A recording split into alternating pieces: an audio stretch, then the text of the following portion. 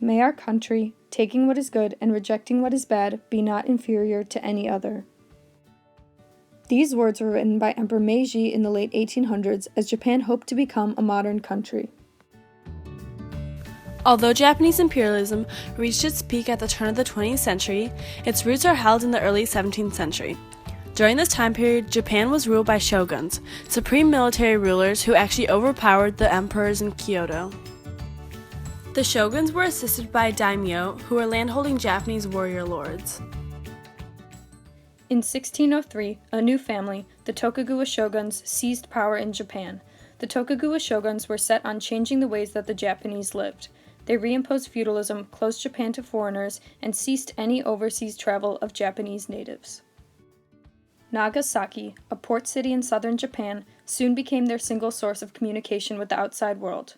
For the next 200 years, Japan became almost totally isolated, but that wasn't necessarily a bad thing for their internal growth. New cities were developed, agricultural production grew, and overall commerce was more successful than it had ever been before. Despite this temporary success, the daimyo eventually suffered through a lack of finances. As the economy declined, everyone became unhappy. The government tried to regain national stability by putting an emphasis on farming instead of commerce and bringing back old traditions. Their attempt was unsuccessful, and the shoguns were soon considered weak leaders, many of them corrupt. At the time of this hardship, Japan gained awareness of Western imperialism in their vicinity. The victory of the British over China in the Opium Wars left the Japanese feeling unsettled, fearing that their Western rivals would make Japan their imperialistic victim. They soon learned that their fears were correct. In 1853, a large fleet of American ships sailed into Tokyo Bay. The fleet was led by Commodore Matthew Perry, sent by President Millard Fillmore. The goal of this journey was to end Japan's isolation and open them up to trade. Perry's job was to deliver a letter written by President Fillmore demanding that Japan open its ports to diplomatic and commercial exchange with the U.S. Being politically and economically unstable at the time, Japan was vulnerable to the U.S. Navy and unable to fight for freedom and independence. The next year, the shoguns finally gave in and made 2 Japanese ports accessible to the U.S. However, they were not open for trade. Despite this, the U.S., along with other European nations, eventually obtained extensive trading rights and decreased taxes on imports. Overtaken by these countries, Japan felt weak and humiliated. The government was blamed for the misfortune and susceptibility of the country. Fast forward to 1867. The daimyo and samurai, unsettled by the long years of inferiority, led a revolt against the shoguns. Power over Japan was given to Matsuhito, a 15-year-old emperor who later took the name Meiji. He was relocated to the shogun's palace in Edo, which is modern-day Tokyo. The 40 years following this revolution were known as the Meiji Restoration.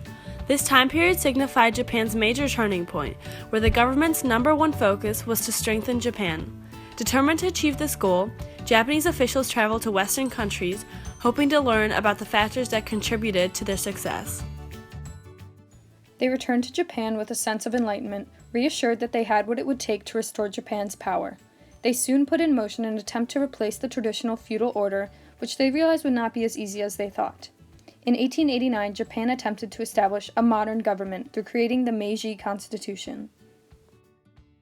The Constitution stated that all citizens were equal before the law and created a legislature. This legislature was comprised of 2 houses. One was elected and one was appointed by the emperor. Western-style bureaucracy was also brought to fruition by the Constitution, separating the major departments of Japan's government. This modern government also encompassed technological and military advancements mostly influenced by the West.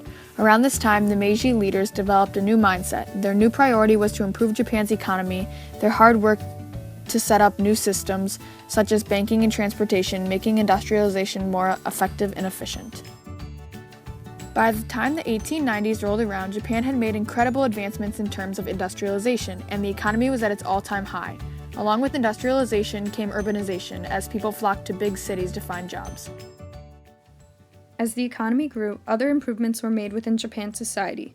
Since the Constitution, legal distinctions between classes dissolved, literacy increased, and overall education made a turn for the better.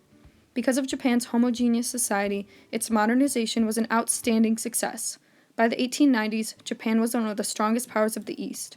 strong enough to revise the previous unequal treaties with the West.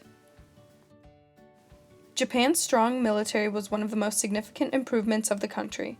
Japan recognized that they lacked the natural resources required to dominate in the sale of manufactured goods and used this as a motivation to become a vast empire. Along with this, Japan hoped to become equal to the West in terms of economy, technology, and overall power. While Japan got stronger and stronger, Korea came to the attention of many imperialist countries. Japan, Russia, and China all had their sights set on the country, which was a longtime tributary state of China.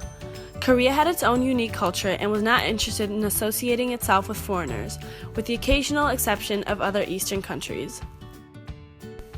Japan, now an unstoppable power, forced Korea to open its ports to trade. With this not being the only attempt at oppression, Korea could not avoid the unequal treaties with Japan. Over the course of 200 years, Japan went from being the victim to being the perpetrator. Determined to have rule over Korea, Japan entered the First Sino-Japanese War against China and successfully defeated their opponent. 10 years following the success, Japan entered the Russo-Japanese War against Russia and left with another victory under their belt. This wasn't just a victory for Japan, as it was one of the first times that an Asian country had defeated a European country. Following Japan's multiple victories, in 1905, Japan finally was granted control over Korea in the Treaty of Portsmouth. Korea became a Japanese protectorate and was annexed in 1910, officially becoming a component of the Great Japanese Empire. Japan's new goal was to modernize Korea as it had done to itself during the Meiji Restoration. Korea now found itself as unsettled as Japan had been under the oppression of the West. The Japanese dehumanized the Koreans and attempted to strip their Korean identities, imposing their Japanese language and culture on them. The Koreans' resentment of the Japanese led to a Korean nationalist movement, and in 1919, they led a nonviolent protest throughout the country, which was called the March First Movement. Japanese officials fought back, shutting down their protests and killing many. Japan basked in its glory of being the most powerful force in Asia. The Koreans soon learned that their time for freedom would not be for many years. Japan had a total rule over Korea for 35 years and greatly influenced how the country is today. By the time Korea gained independence in 1945, they had adapted Chinese names, words, and overall culture. Japan's supreme power left an everlasting mark on Korea. Imperialism played a huge part in the development of Japan as a whole. As they were once malleable to Western powers, Japan crossed the bridge from being the defeated to being the victor, gaining control over not just Korea, but the Philippines, parts of Russia and China, and many other territories across the East.